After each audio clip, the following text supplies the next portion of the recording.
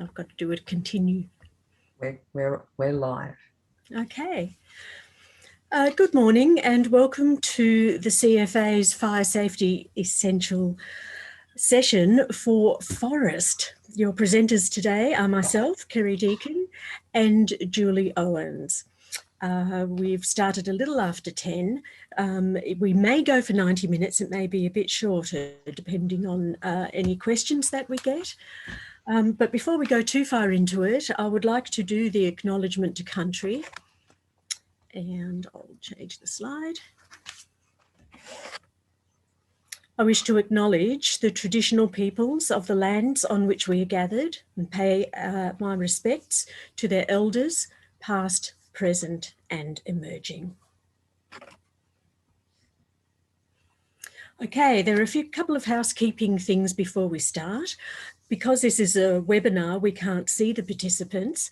However, participants can communicate with us by using the toolbar at the bottom. So if you use your mouse a little bit, you'll get the toolbar at the bottom, and you can chat, which is type us a question or a comment, and raise your hand at any time, in which case we'll invite you to ask us the question.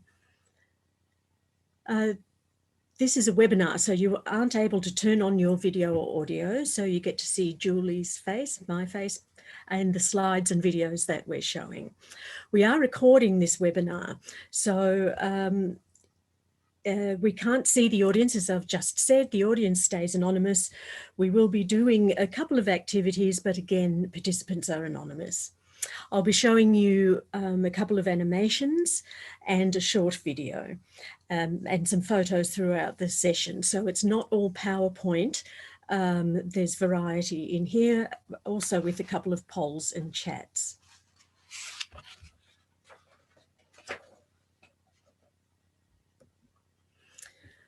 If you need help at all during the presentation, please use the chat function and either Julie or myself will respond and help out with whatever the question is.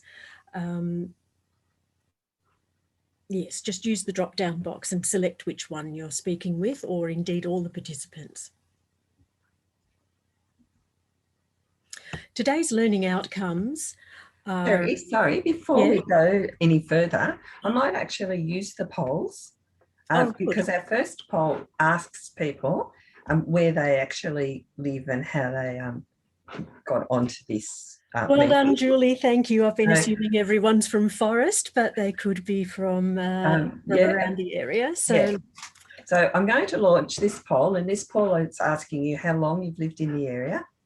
Have you been to a CFA meeting before, and how did you find out about the session, and rate your knowledge of fire. So this really actually helps us understand where you got the information and what information you have. So you just click on one of those, and once you've done that, don't forget to press the submit button down the bottom, and I can see that the polls have been answered. So I'll end the polling, and we'll see that 10 or more years, so quite familiar with the area, haven't been to a CFA meeting before. Good meeting to come to for the first time. And how did you find out about this session? It was recommended. Well, that's good, by a neighbour, friend or community member.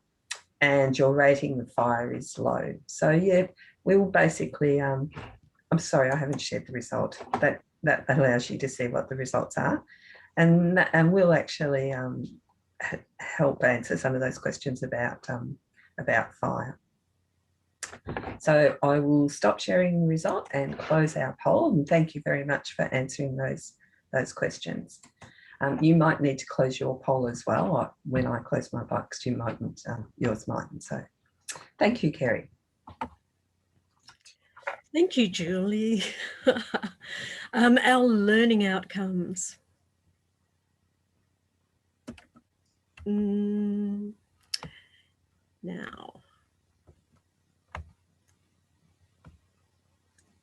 You had it before I interrupted you. I did, and now I can't move the screen. Why is that? My text can be seen. I've got a message there.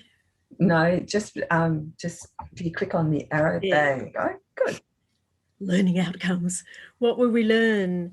Understanding local fire risks, what to expect from a fire, how do we know if there is a fire, planning and decision making ahead of a fire and in the event of a fire, and surviving if the plan fails or something extraordinary happens.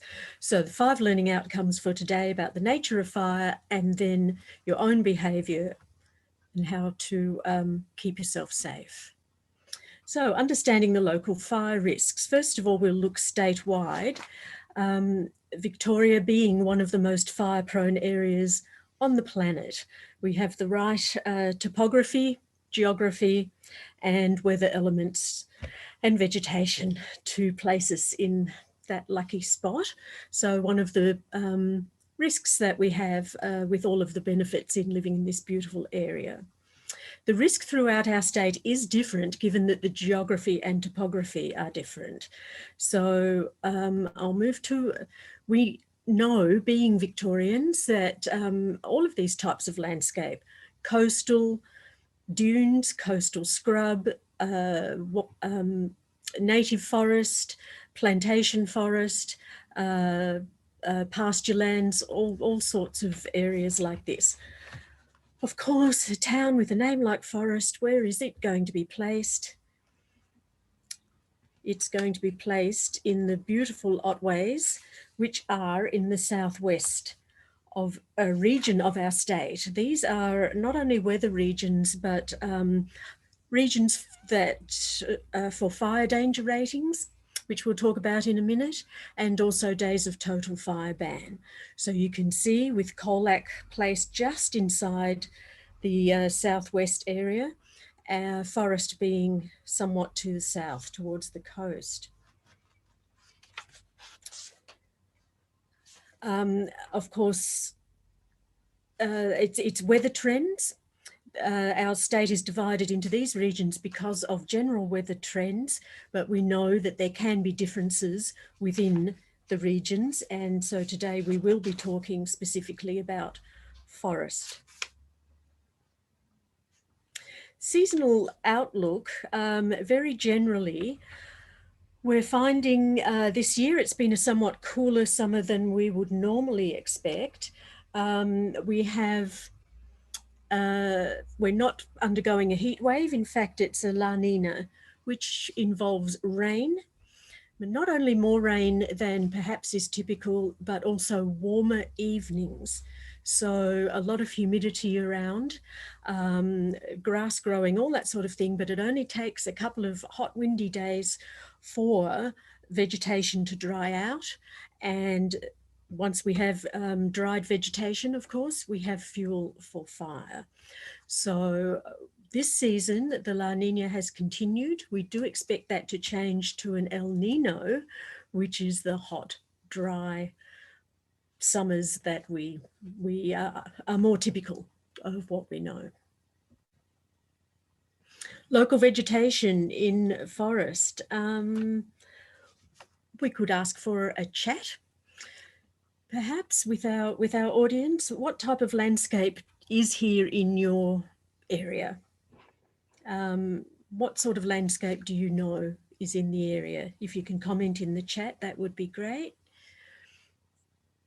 It could be anything from grasslands. Don't think you have many sand dunes in Forrest. Don't think you have dense urban. Some domestic gardens last time I was there. But a lot of native bush and forest reserves. And Kerry, we've got a comment here: temperate forest, grasslands, fern gullies, pasture, some cropping. Yes. So it's a real mixture of landscape in this area. It is. Some of the original vegetation having been cleared to make those beautiful paddocks and broader areas, not really broad acre, but broader areas. I think people keep horses and animals like that. We might too, Kerry, at this stage, launch another poll. So this is actually a bit about understanding your local fire risks. It's asking you what are some of the risks that you think are typical of your area. What are the high risk areas? What are those things? I'll launch the poll. This is multiple choice, so you can answer every one, you can answer some. Narrow, winding roads, trees hanging over access roads and exit routes, high tourists in summer in summer, speed of grass fires, numerous grass fires sparked by embers, and high fuel load. So if you can just tick which ones, and it's interesting that it says all of those things relate to forest. I'll end the poll and I'll share the results. Our audience was pretty quick on that, weren't they, Julie? Yes, all of those are a risk in this area. That's right. The narrow, windy roads, because of the topography there, trees being a heavily forested area, trees over access roads and exit routes from properties, not just streets as we know them. A lot of tourist activity, and they're promoting it in forests. So a lot of adventure tours or high-level activity type vacations that are being promoted. And tourists, of course, driving through from places like Colac down to Lorne, down to the coast. So in summer, very busy. Grass fires, of course, travel according to the wind as well. And there's a high fuel, whether it's grass, bushland, forest. It's there's plenty there for a fire to eat up if it's dry enough. Thanks, Julie. I'll stop sharing those results and close the poll. Okay. I'll just see if that can come down from my screen too. Okay, so Australian bush is highly flammable and looks to burn naturally. In fact, a lot of seeds, we know, actually require fire or smoke in order to germinate and regrow. A lot of the trees in the area have a fibrous bark. So fires can travel quickly from the ground up to the tree tops and cause what we know as crown fires, especially with the undulating land. So where the fire moves up to the taller plants and carries across at that high level. Also means that bark and leaves can get picked up by the winds and travel long distances. And we'll have a look at the type of distances that have been recorded a little later on. Bad fire days often come with a strong wind. In this area, there's often a west or southwesterly or indeed an easterly wind because of the nature of the Cape, which means a bushfire would be pushed generally over towards Geelong and the Bellarine, but sometimes in the other direction. For example, if I were to start somewhere west of Forrest, we'd typically expect the fire to come towards Forrest, but it doesn't only travel in that direction. It's not typical of all of the southwest region. There can be easterly winds to push fires the other way. So other things that could make your area in the Otways there a high risk area are the high wind activity, old trees, we've mentioned the tourists, limited access and exit roads, limited number of fuel stations, so people start to panic, or queues are caused where there are petrol stations, and of course very limited public transport, if any. What does it mean? Large amounts of fire fuel, potentially, quick moving fires, difficulty leaving via a road that is not impacted, because we would expect most roads around Forrest to be impacted if there were a fire close by. Many people who don't know the properties that they're inhabiting are holiday makers, many drivers who won't know the roads. Roads could easily become blocked, therefore, making it difficult to get out of the forest area in the event of a fire. So if there are traffic jams, say on the road to Colac or on the way towards the Great Ocean Road, where do people go? For this reason, the CFA promotes that people have a plan and plan to leave early. Let's have a look at the next slide. Yeah, let's have a look at the next slide. Okay, so I've discussed some of those local risks. We've got a gorgeous picture there of a lot of traffic where there may not normally have been some, near a petrol station, and an aerial view of the nature of properties along windy roads. Forest Brigade capacity has one truck for the 148 properties and dwellings in Forrest itself and close surrounding area, and a permanent population of 230. Now, these statistics came from the 2016 or 17 figures. I expect Forrest has grown a little since then. When I was there in summer a number of times,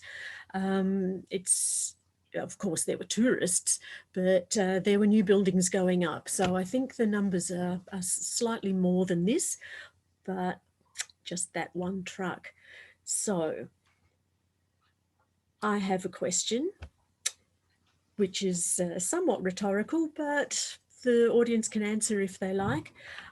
If there were to be a fire in the Forrest area, what's the likelihood of a big red truck turning up at your very own property in order to protect it?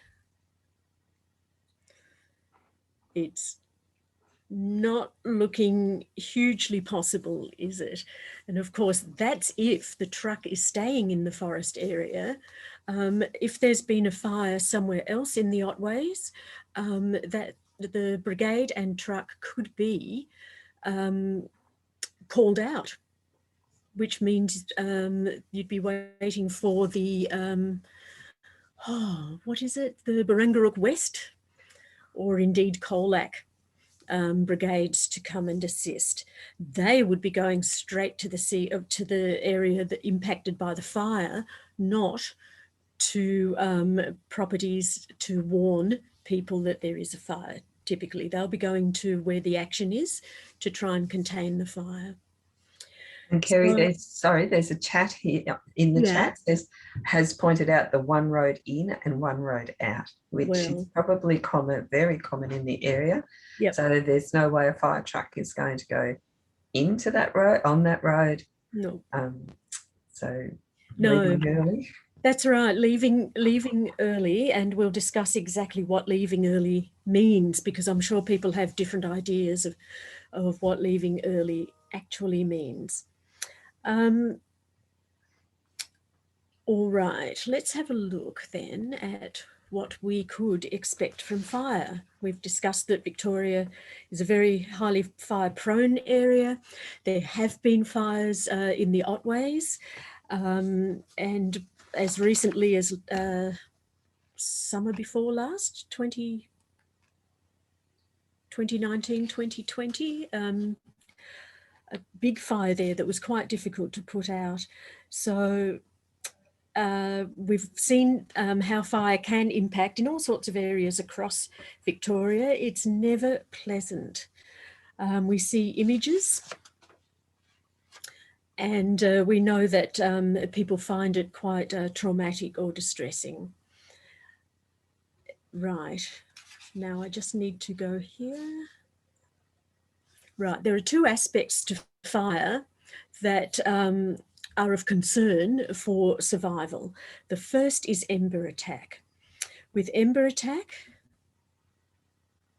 it's where we get the fuel moving ahead of the fire, little incendiaries, sometimes very ready to take off. A lot of time charcoal and looking more frightening than it actually is. However, it only takes one that has some flame to it that can land in areas with other fuel that and fires can take off ahead of the main fire front and thus keeping the fire moving. So embers are something to be very concerned about. Preparation can be the key. I'm going to show a little video now, which explains in much better than I can about how embers work, the nature of them. Of course, some people might find this distressing, even though it's an animation. It's quite a realistic scenario, and portrays people in the fire event. So if this is not of interest or appeal to you, please look away or move away from the screen. The video itself takes just on 2 minutes, and you can come back at any time. All right.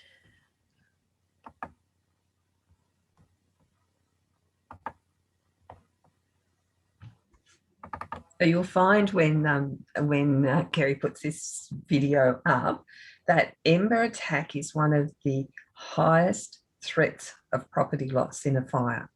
So even though we're asking you to leave early, we need you to think about your property and how you can protect it from an ember attack. The animation explains quite well how the embers work, how it works in a fire. And even if you're in amongst grassland, it can also be a danger. People think, yes, forest fires will send embers, and yes, they do.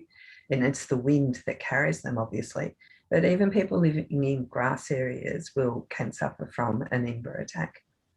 So it can happen anywhere in any fire. As you will see during a bushfire. Here we go. Share your screen. Yes.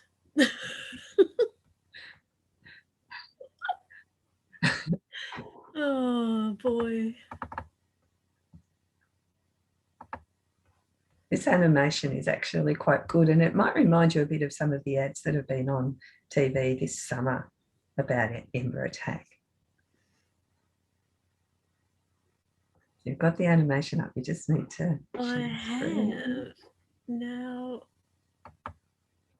if I go share screen,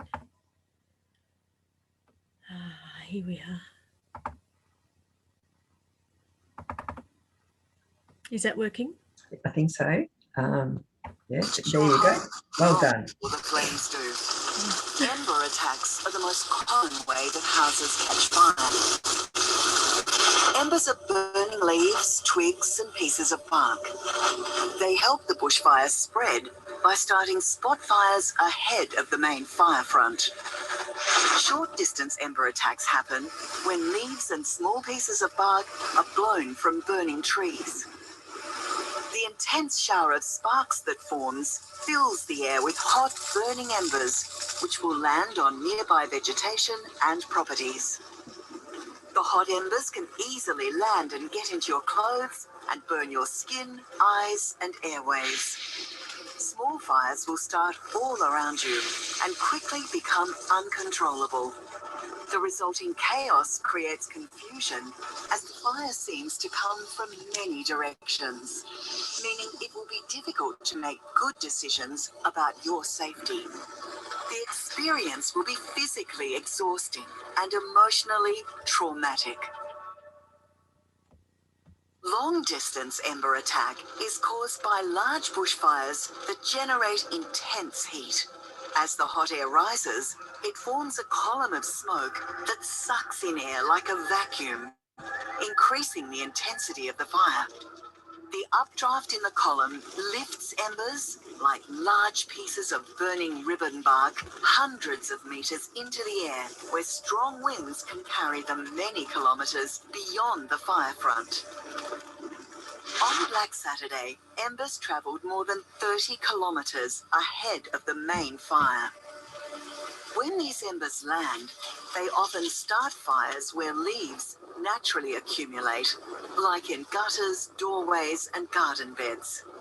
So while you might think you're safe when a bushfire is far away, embers can fall from the sky and land around your home long before you even know there's a fire.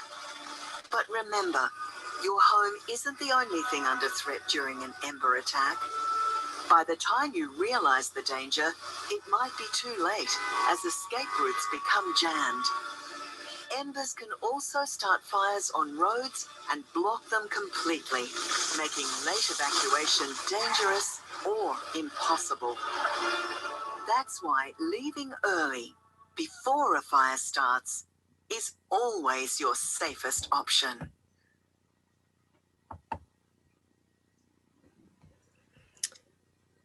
So we have our messages about ember attack and leaving early and the dangers that we were speaking about just before. Now, we have another animation, a second one, which is radiant heat. So the second element we'd like our audience to know about today. Again, even in animation form, the scenario is serious, very realistic. And if people are not inclined to watch it, again, this one's a little shorter, but allow 2 minutes. If you are not inclined to watch it for your own reasons, please step away from the screen for a couple of minutes, come back whenever you feel ready. Radiant heat, of course, moves ahead of the fire. It's what the fire emits and can be a lethal force. So I shall share this again. So you'll Julie, see if that you wouldn't mind talking. yes, so you will see My video, as ember attack was one of the greatest loss of causes one of the greatest loss of property during a fire. Radiant heat is actually one of the biggest killers of people, of life in a fire. So people don't think so much about radiant heat because it is something that you can't see. And that's probably why you see those people on top of roofs with their garden hose and their thongs and their shorts. But radiant heat is actually gets to you before the flames do. And in that way, that's how a lot of people die in a bushfire, and especially a bushfire, because this animation will show you the actual wattage, like how hot it is. Can you see it, Julie? No, still not. Have you got it set up? Oh, I think I have to somehow reduce that. So, yeah. And we would like to thank our audience very much for staying with us during this. But as you can see, it's really important. If you don't know much about fire, these animations are quite graphic in describing what fire can do and how dangerous it is. And this, once you understand these elements of fire, that will help you prepare for the fire in a situation. And probably it explains why we want you out of there, why you shouldn't put yourself in that danger in the first place. And especially in a place like Forrest, where there's a lot of roads that are in and out, and that's it. Okay, I've got the video. Can you hear me? Yeah, we can hear you. We can see you. You can see me. Oh, I can see you, but not just no. You have to share your screen. Yeah, that is a good concept. Yeah. Oh, here we are. And you've got the video set up and ready to go. I do. I've got the Zoom icon, but not the Zoom thingy. Oh.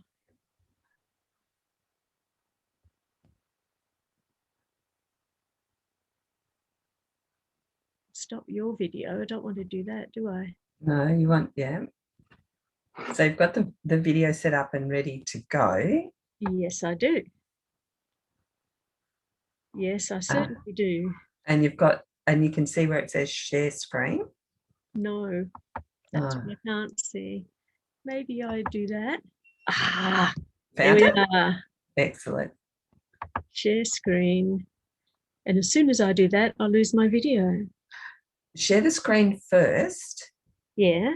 And see. Oh, here we are. Yep. Okay. There. Now you're getting there now. Yep. Well done. Oh, thank you, Julie. Victoria is one of the most bushfire-prone parts of the world. Every summer, bushfires threaten properties and lives. But did you know it's not the flames that kill most bushfire victims? No, it's the radiant heat. Most victims die from the effects of radiant heat long before they're reached by the flames. Radiant heat is what you feel when you sit next to a campfire. If a campfire heats up to 2 kilowatts per square metre, you'll feel that it's too hot and will want to move back from the fire.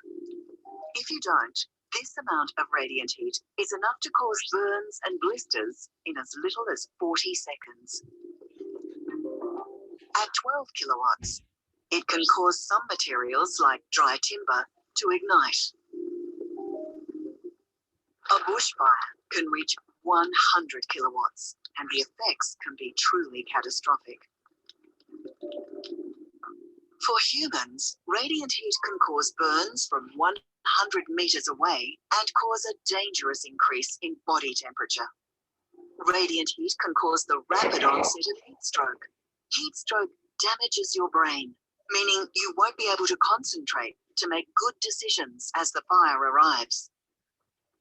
Other impacts include severe damage of internal organs and death. There are some things you can do if you're caught in a fire. Cover your skin with long-sleeved, natural fibre clothing, like wool. It's also useful to know that radiant heat only travels in straight lines and can't bend around corners. So, sheltering behind or inside solid structures may help protect you.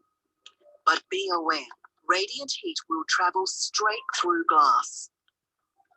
The best defense against radiant heat is a simple one. If you're not anywhere near a bushfire, its radiant heat can't hurt you. Leaving early is always your safest option.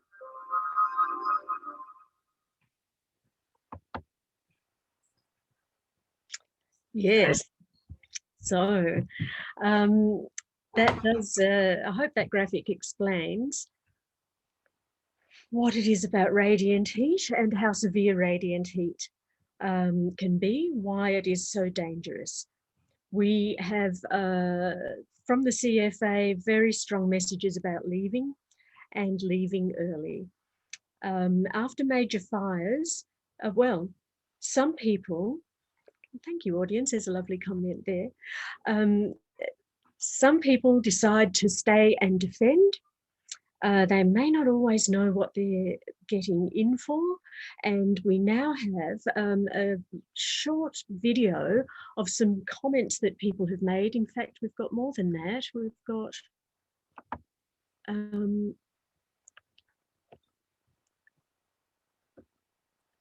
We've got some comments here that people have made about the experience itself. So it was only 5 minutes, and it was like being in hell.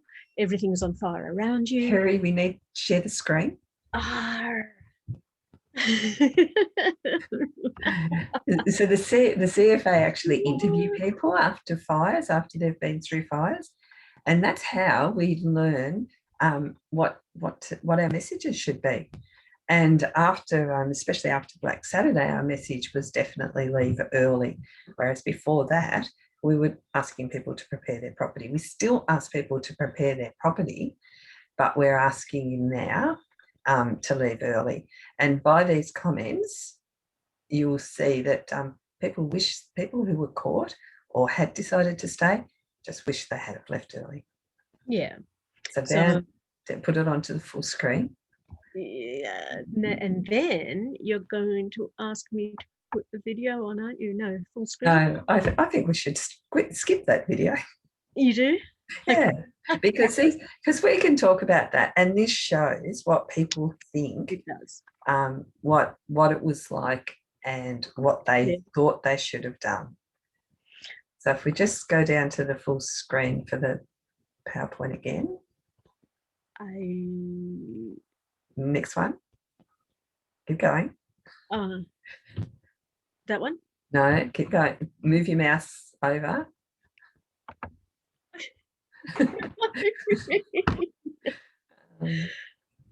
I'm going to do something.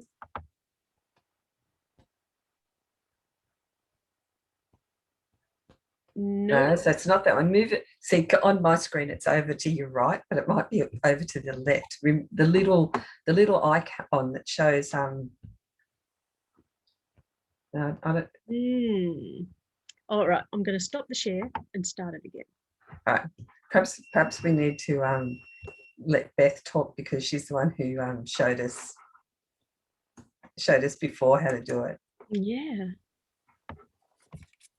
Hi, can you hear me?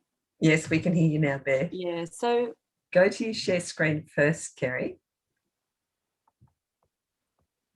You were nearly there, Kerry. You were hovering your mouse over an icon that was very close. You just needed to move to the right. I did. Thank you.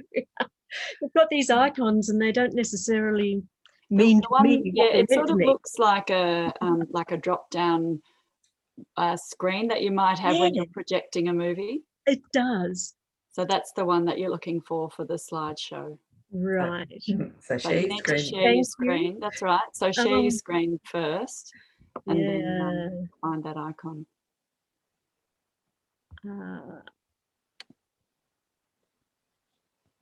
Okay.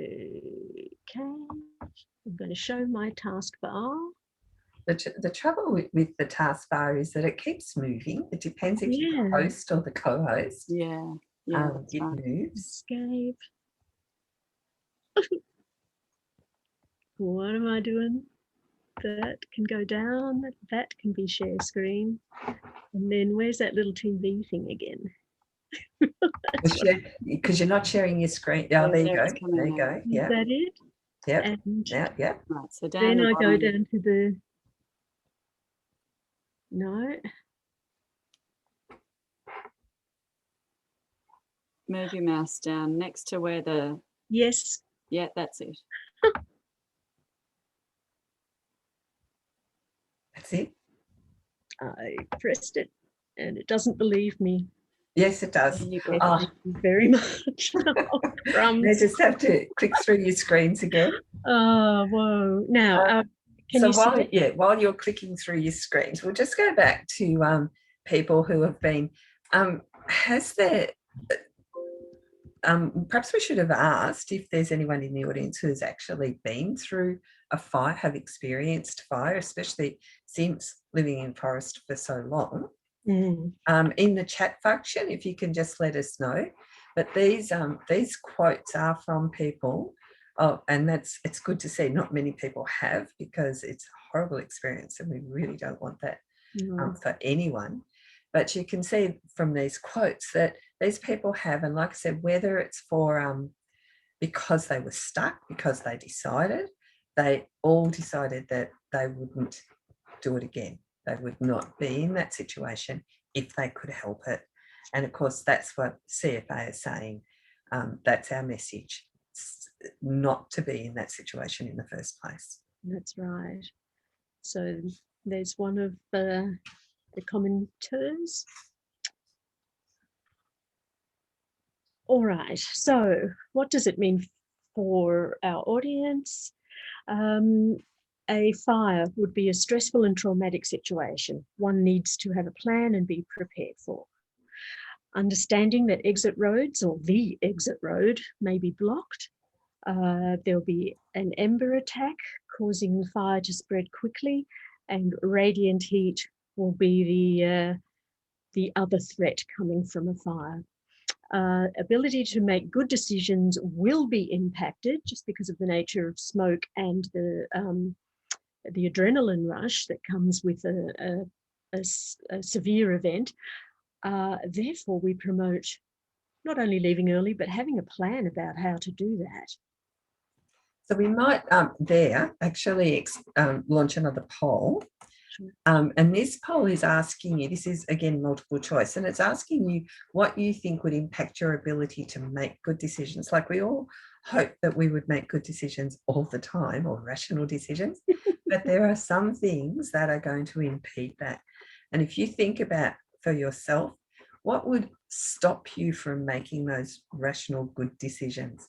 Multiple choice again, so just click on one or all of those, and I will end the polling and share the results. And I think I totally agree with this. When I think of the situations I've been in, each of those things have an effect on my ability to make those decisions, those good decisions. That's right. The element of not having control over a force of nature, or the impact of a force of nature, is very, very real. And things, and in a fire, things change rapidly. So you think you might be prepared, but that ember might fall in a different place than you're expecting. So yeah, all those things will actually cause that stress, which causes those that impacts your ability to make those decisions. Thanks, Kerry. I'll stop sharing those results, and we'll go on to the next section. Right. So how do you know if there is a fire? Well, you have a number of ways. We have our 5 senses, but we also have systems in place to assist people. We don't have a crystal ball, but we do have ways of knowing if a fire is likely, or if a severe fire, should one start, is likely. So we have our fire danger ratings, and as I mentioned, Forrest is in the southwest area. The fire danger rating system, we've got another little poll here, Julie, about yes. people think it is telling us. Yeah, this poll, thanks, Kerry, it actually, before we go into those fire danger ratings and explaining a little bit more about them, we might ask people what they think they mean. So I'm going to launch this poll that asks, what do you think the fire danger rating means? Is it an indicator of how likely a fire will start, or an indicator of how bad a fire would be if it did start? And then, how many code red days have we had in the southwest region in the last 5 years, and how many extreme or severe days? So if you just, once again, we can't tell who's doing what, who's voting for what, and just have a guess if you don't know for sure. So if you can just click on each of those, what you think. I actually met someone yesterday at a meeting, a CFA person, who admitted that in a Trivial Pursuit, she got that first question wrong. I thought, okay. And that's true. That's what happens. And once again, in a stressful situation, you might not think the right way. But we'll just end the polling there and look at these results. And yes, the fire danger rating isn't actually an indication of how likely a fire will start. It's an indication of how bad a fire will be, because a fire can start at any time, no matter what that rating is, but it actually indicates how bad it will be if it were to start. Code red days, we haven't had any code red days in the southwest in the last 5 years. We have had in Victoria, but not in the southwest. And yes, we've had 6 severe extreme days. Oh, sorry, I'm going to share those results. I keep forgetting to press that button, and you'll see. And as I said, even the person in the CFA thought that the first answer was right, but it is actually how bad it will start, how bad it would be if it were to start. Yes, I asked one of the commanders for clarification because I couldn't get my head around it, and their explanation was that it was an indicator of how difficult a fire would be to put, or to contain or put out on those days. Yes. Which is, so it's like a negative. Yeah. The way I think of it. Yes, our code red days are very few and far between, but boy, oh boy, we know them when we get them. Yes. And severe and extreme days still, a very small number per year. So when people are using them, what we promote is that people use them as indicators for when to enact their fire plan, when to leave, when to not be in the risk area on that day. Now, you can use a little bit of local knowledge too, as in what the vegetation is like, the winds and things, because Southwest is a very large region. However, given that Forrest is in the Otways, with its undulating land and its heavily wooded areas, fire danger ratings are something to be taken notice of. When we have our system, of course, in conditions like we've been moving from low to moderate up to high. I think there's been one very high day this year, and that might have been central rather than southwest. So a much cooler and more even sort of a summer. If people are not particularly risk tolerant, they may choose to start their fire safety plan on a day that's noted as severe. Those who are a bit more risk averse, I mean, those that are a bit more risk tolerant may enact theirs on an extreme, but they need to know their triggers and actually stick by their plan. When would they leave the risk area? We know most fires start sometime as the day warms up, maybe around the 11 o'clock mark. And then there can be wind shifts in the afternoon and perhaps different fire directions or other fires starting. But that's really only general. If the day has been signified as severe or extreme for fire danger rating, then that really is the time for people to enact their plans.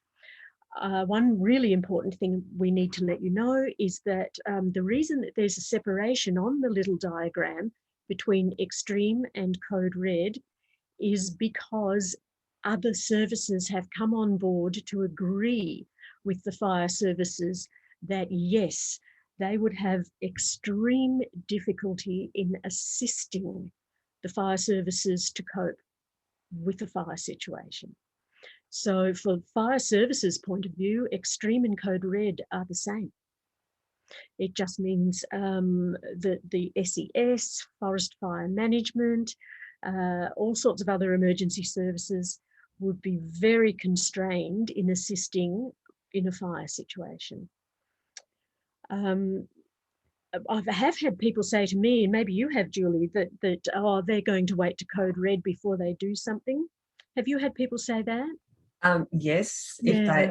if they, and you point out that things like schools will be closed, your district nurse will not travel, you won't get your home help, all of those services, as you said, will not be there. So that's absolutely right. And from the fire services point of view, code red is the same as extreme. Why would you wait? Why would you wait for something that actually is the same? So we're looking at those 5 different grades, low to moderate through to extreme. What is your risk tolerance?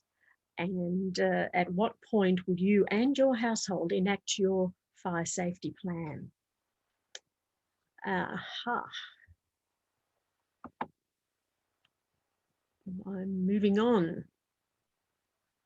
So, as I said, severe, extreme, code red, few and far between, but certainly very, very meaningful when they do happen.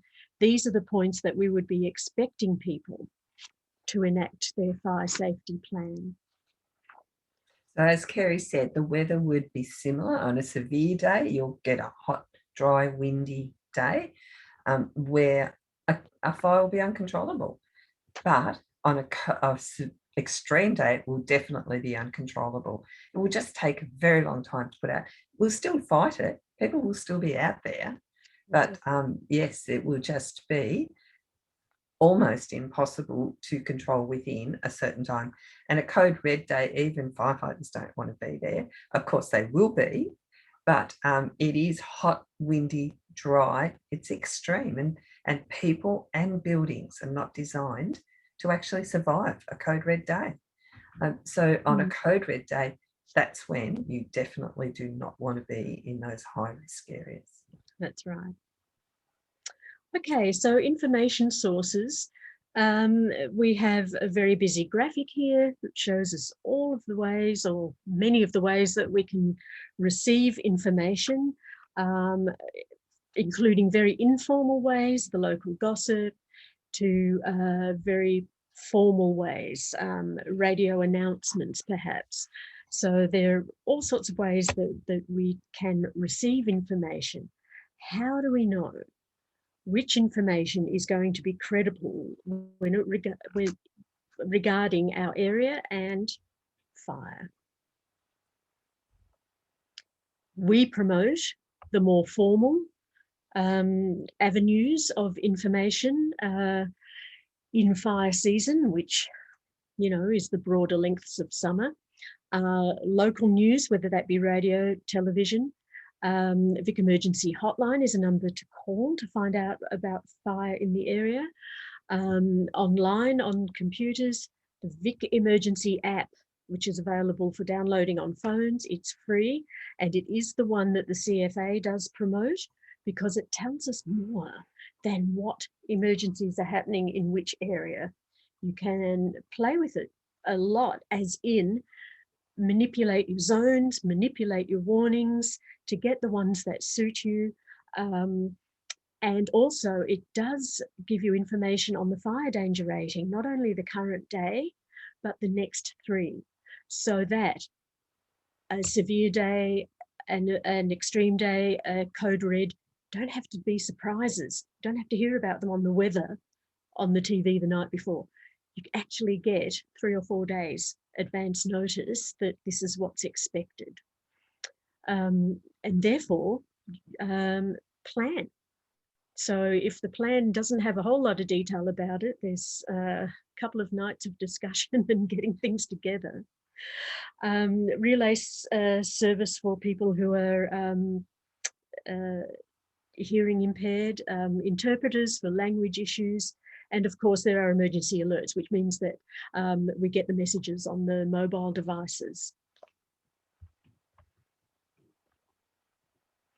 In addition to the fire danger rating, once an event has started, and this is the same for flood as fire, but in an event where there's an incident control centre, they will issue warnings, but often the warnings are a little behind where they should be for our own situations.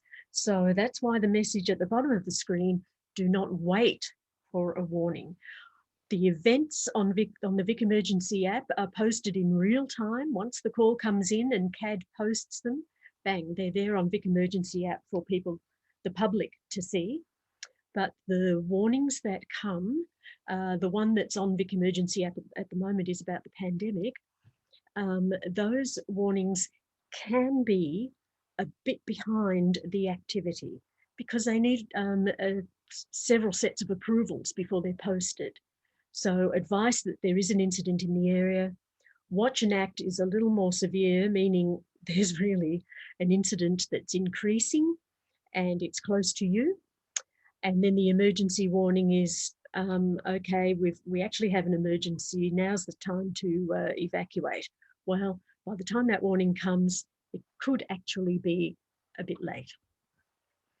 There's the evacuation warning and, of course, general community information such as about the pandemic or, you know, do not travel on certain roads, that sort of thing that impacts the broader community.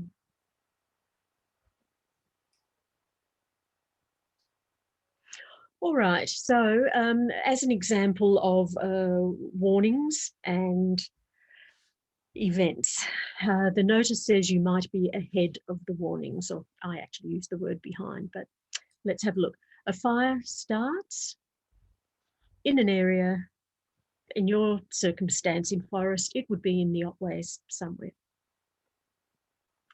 The fire is reported at about the 6 or 7 minute mark. Someone rings 000, and when that is recorded, the incident appears on the Vic Emergency app. In 15 minutes time, it's coming closer to the house, and we still have it just sitting on the Vic Emergency app as an incident. At the advice message, there is a fire in your area. Now is the time to enact your plan. Looks in this scenario comes at about the 17-minute mark, but look how close it is to the house. We would really hope the people in that house have departed well ahead of this situation. 30 minutes and the fire has gone through this particular property on our little diagram. And there's an update to an emergency warning. Well, for this property, it was an emergency at the time the fire started, not knowing when it started. 7 minutes in, fire's reported. It's an emergency for that property already. And I'm in the way, but can you see that, Julie? Yes, yes. Yeah. Yep. Yeah, so that gets to an evacuate notice, which the fire's well past that property by now. So obviously the property needed to stay ahead of the warnings and act ahead of the warnings. It's a lovely little diagram, lovely little animation to show that you're not always going to you can't always depend on those warnings. No. Because whenever a fire starts, there's going to be someone who's closer than those warnings. So it's a lovely little diagram that shows that. And people just have to be aware of their own circumstances and what's happening in their area. And as the next slide shows. Which is about using senses. So we have 5 senses. As I said, you certainly don't want to be touching a fire, but observing what's happening in the area, listening to sounds, because we hear a lot of comments, and you would have heard them on the news reports previous summer, the roar of a fire, the crackling that happens at the ember time, and trees and branches falling, making really odd resonant sounds as fire travels. And of course, smoke. Before ever it looks like this, it's detectable by our senses. So we do hear that people say, oh, on severe days, I just close all the windows and curtains and watch my TV. Well, that's fine, but there's nothing quite like what nature has given us to detect emergencies or threats, using them. So stepping outside once in a while, what's the temperature doing? What's the wind doing? Can I see anything unusual? And obviously in Forrest, there would probably be a neighbour or two that would be quite happy to tell you to listen to your radio. So planning and decision making. We've talked about risks in the forest area, what it would be like to experience a fire, and ways of staying informed. Now we're going to look at a hypothetical situation, but placing yourselves, the audience, in this world. So it's 8 o'clock on a Wednesday morning. When we look outside, we can see that it's already hot and windy. The morning news is reporting that today is a day of extreme fire danger rating. And it's Wednesday, got things to do. So you hop in the car and shoot off to town to go shopping, work, maybe even Colac. So you can see, as you're driving, little branches falling from trees, and you can feel the heat coming through the glass windows. Then it's about lunchtime, and you overhear people talking about a fire that has indeed started in the Otways. You jump on the Vic Emergency app to find out whereabouts, and you see that it has started near your house rather. You jump in the car, start heading home to make sure that everything's okay. As you get closer to your home, you see that that road into Forrest is blocked by the police.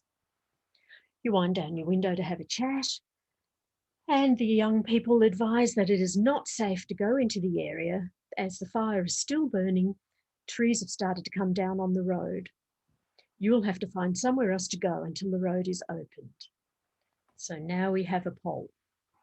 Yes, we do have a poll, and I will launch that. So I'll launch this poll that asks us where you would have been on that Wednesday. So it's an average Wednesday in summer. Would you be at home, work, or on holiday?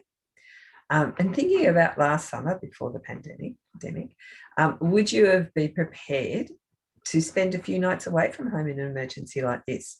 If the police did tell you you couldn't go in, would you be prepared to turn around and go somewhere else?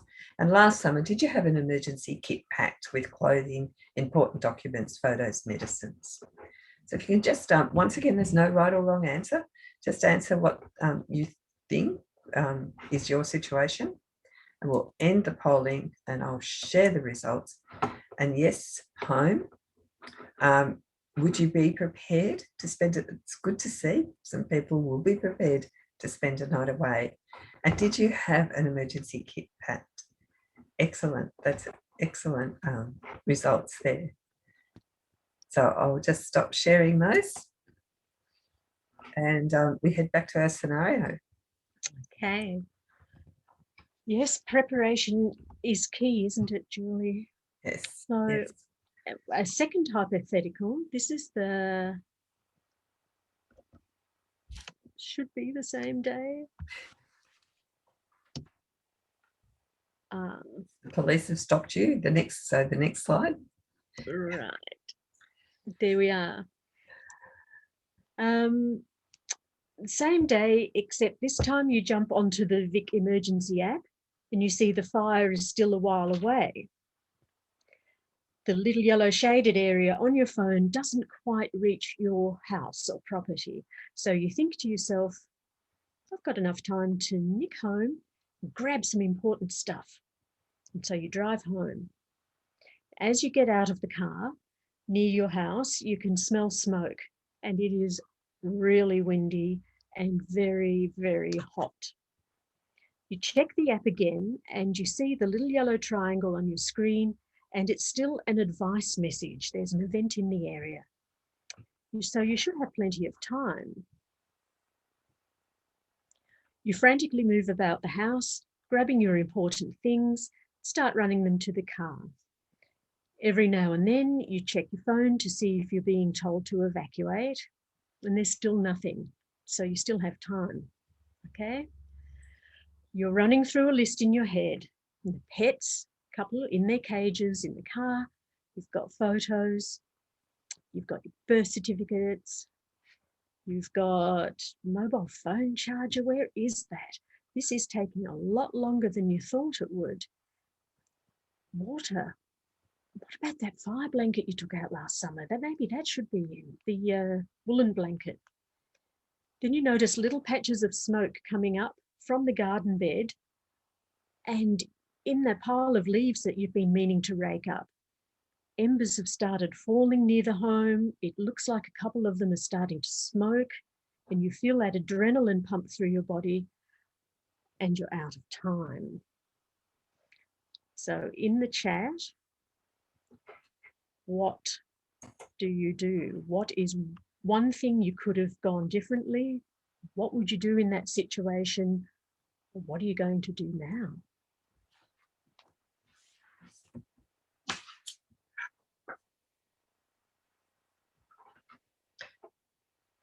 Can you still drive out of your property or street? Is there somewhere safe that you can go to, or do you stay at the house? Do you grab the garden hose, try and put out those little smoking areas? These are all decisions that you need to make, and that's without taking into consideration other people. What if you have kids in your household? Are they at school? Are they with you? Would they be somewhere else? Do you have someone who depends on you, an elderly neighbour or someone hearing impaired across the street? Do you have horses? Have you prepared them for what might happen in summertime? Have they been moved out of the paddock? what if a tree has come down in the wind and it's blocking the road? And which side, left or right, once you leave your property? So this probably feels like a lot to take in right now, and like I'm bombarding you with questions, and you may not have answers for them all, or haven't even come to that point of considering them. And there's no actual fire. We're sitting here in our rooms in front of our laptops or computers.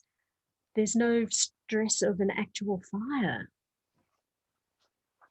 So some of the chat, yes, dress properly. I'm glad to see that. So put those long clothes on. Try with the hose. What else would you do? Contact family members. That's an excellent idea.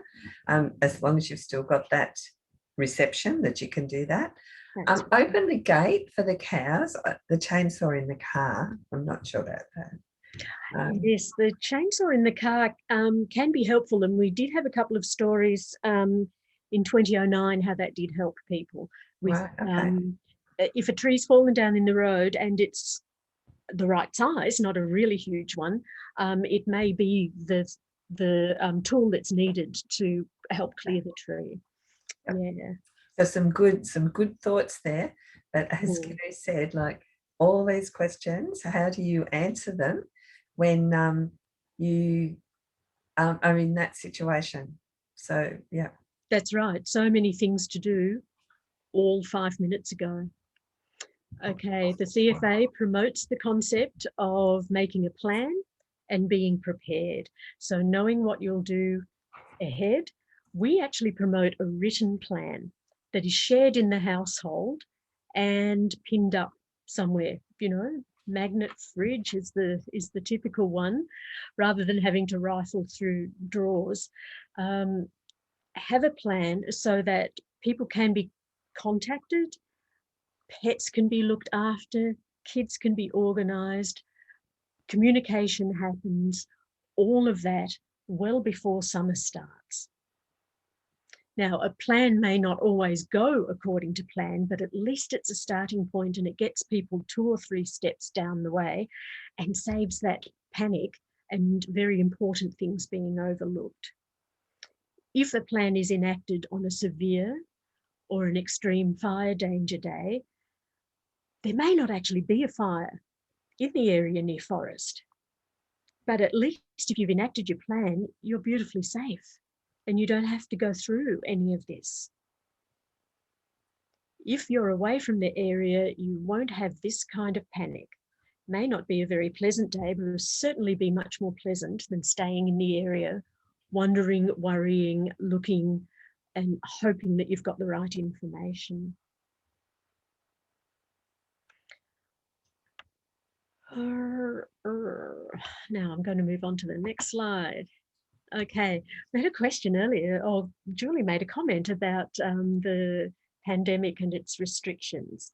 Of course, we've gone to COVID safe, which means regular activity. There are some restrictions on numbers that can gather and that sort of thing, but no restrictions on actually leaving home.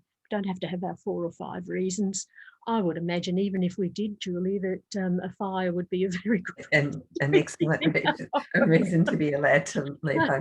So the only thing would be, and we would hope it's not a situation we are facing at present, is if you were in isolation, if you were in self-isolation and you had to leave your house or your home, then you would just have to go straight back into self-isolation and let people know. But yeah, otherwise we're in a COVID safe environment. And yes, we expect people to be sensible. That's right. So I did include the message on the slide. You must carry a face mask with you when you leave home. May not be the first thing you think of or even have written into your plan, but you probably have a couple around the in the car, the perhaps. sticker in the car, like perhaps you should keep a few spare in your car with your fire blanket, your woolen fire blanket. And your water bottle. That's and right. Your water bottle. Yeah. Okay. As Julia mentioned before too, making sure the property is prepared, even if you don't plan to stay home. So giving your property the best chance that you can, that's a year-round activity, but really looking after people is our equal our most important priority. And the best way that we can do that is to not have to attend their place and save people. Okay, now the last thing, or second last thing that we cover is, what about when you have a plan and it is prevented from actually working? So survival options if the plan or plans fail. Well, we mentioned the shorts and thongs before. They stay in the wardrobe. Okay, it's a hot day, but protecting skin is critical. So we've got, as you would expect, hat, some form of eye protection, the mask. We're all used to masks, but a smoke preventing mask. Yeah, natural fibre clothing, so cotton or wool, not blends, because natural fibre doesn't so easily catch a light. I found out the hard way, linen does. It was my detail one time. So natural fibre, with the idea that it is has natural flame retardant qualities about it. Tough leather gloves to protect hands, sturdy boots, and wool or cotton socks. Some fabrics melt and some fabrics just disappear. So natural fibres really to give your skin the best chance and protect from radiant heat, which we covered before. Sheltering behind objects or inside solid objects may provide some protection if we're talking houses, or a minute or two at least while the fire passes. We promote that people sort this out ahead of time, try and shelter in a room that has at least 2 exits. Now, bathrooms typically don't. Bathrooms typically have 1 door and a very high window, which is difficult to use as an exit. So other rooms, in fact, the room that would be last impacted by a moving fire, so the room that is furthest away from the fire, and as long as there are 2 ways out, hopefully 2 doors, or at least a door and a window that can be broken, and a person can gain exit that way. Or behind solid objects such as solid walls. While the idea is that offers protection and takes the brunt of the fire while it passes. So it won't be pleasant, but at least it's some form of protection. And indeed, in the second animation, we saw that male character go into the back corner of the house. We suggest going to a place that has less fuel. Now, Forrest has that lovely big shelter building, which is part of the fire. The CFA Fire Brigade is at the front, at the road access, and then Forrest has a neighbourhood safer place, which is a building, which is unusual. So if you can get to that in time, that's where to go. Otherwise, ploughed paddock, reserve, swimming pools or dams as the fire passes. But my choice in this scenario would be to go to the ploughed paddock or reserve. Kerry, this is in the pipeline. It hasn't been built yet. One of our people said so. Been built. Yeah, so it's actually been planned, obviously. Oh, right. Okay. You might be talking about the Gateway project. I could be too. Yeah. Yeah. So there are neighbourhood places of neighbourhood safer places or places of last resort in other towns, such as Barwon Downs. So of course, a neighbourhood safer place is absolutely the last place that you want to go, and it's not there to actually go for shelter. So right. So and it'll usually be an area that has less fuel in it. Absolutely. Forrest Absolutely. doesn't have a neighbourhood safer place. Oh, I thought, I'm so sorry. That's my mistake. Yeah, it is really, it's difficult, like neighbourhood safer places. A lot of towns think that they should have a neighbourhood safer place, but I think people think of them as places like that they can go to and put it in their plan, but it's not really for that. They really are a place where it is a last resort, like there will be fire around. And so CFA doesn't actually recommend too many places because no place is really safe in a fire. That's right. The best thing is to leave and leave early before even there is a fire. Yes. Yes. Yeah. So even if you look at this picture, you will see this slide now, you'll see that, yes, you can shelter in large areas of water like a dam or a river, but we still don't recommend that you do that. No. Like, yes, you can shelter on a ploughed paddock or a reserve and even on burnt areas, but CFA still does not recommend that you do that. No, that's right. There are, we can see a little car pulled over alongside the road, and if there's a person in there, we would be hoping that they'd be down in the footwell on the side away from where the fire is approaching, with a blanket over them and a bottle of water. But ideally, that car would not be there.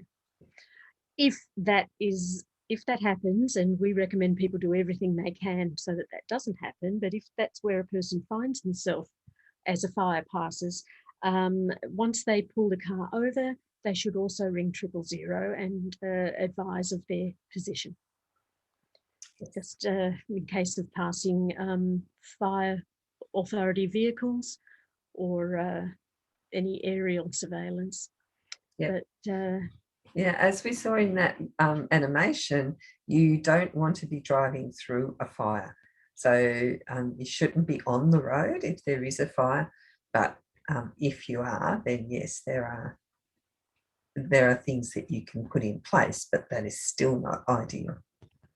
That's right. We mentioned neighbourhood safer places. They are designated, and we can see the signs on this little slide over on the left-hand side of the screen. Bushfire designated places of last resort. We can see there's very little fuel on the area. There are also no people having fun, no food trucks, probably no water, maybe not even toilets. But we have an area of clear land where radiant heat should not be lethal. That's the criteria. Okay, we're talking now a little further about driving and sheltering in a car. As Julie said, don't drive through fire. There are ads on the TV at the moment that give graphic displays of the reasoning behind that. Heavy smoke makes it impossible to see, and smoke is also disorienting. A driver could hit a tree or have some kind of collision. Sheltering in a car from fire is incredibly risky, but sometimes it's a last resort thing to do. Cars are designed to transport people from A to B, not as fire protecting capsules. So also being on the road in that kind of a fire situation blocks the road for emergency services. So they may not be able to get around vehicles to fight fires or to help people. Anyway, I'll show the graphic. So there's some examples of what it's like driving through fire with the embers and some aftermath of real situations. These aren't posed. I think we have a poll now. Yes, and this is our final poll. And it's really, once again, it's to help us, this one. This is just asking you, how did this meeting give you a better understanding of bushfire risk in your area? Would you recommend the program to family, friends or neighbours? So this is really just for our benefit, to give us some idea. And thank you very much. I'll end the poll. I'll share the results. And thank you very much. You've been very kind. I love how speedy this audience has been today, Julie. Yes. Yeah, and I'll stop sharing those results now. And the use of the chat function. So don't forget that you can talk to us through the chat function and ask any questions. Okay. So again, there's been a lot of information in the time we've spent together. Not all the answers, because the answers need to be personal. What is the plan? When do we enact it? How do I take care of the responsibilities that I have? We do have resources in the CFA, a couple of booklets, and these are online as well. Your Guide to Survival, Your Guide to Property Preparation. There are also templates for making your bushfire plan. People say to us that they're good to a point, and that's the idea. They're good to a point. They're a template that get you to ask yourself the right kinds of questions in order to have a plan written down. There are also bushfire planning workshops from time to time that the CFA will promote. A strong recommendation is for people to download the Vic Emergency app. It's exactly what it's called, and it's for free. And also in a community such as Forrest, you will be connecting with your local brigade members and the people around that. So if I can thank people for their participation, and also knowing that support is available should anything that we've discussed or shown today be of concern. And thank you, Kerry. You've done a really good job. And a lovely comment, a final comment from our audience. So thank you very much for that. Okay. And so we'll sign off now. We will. Thank you.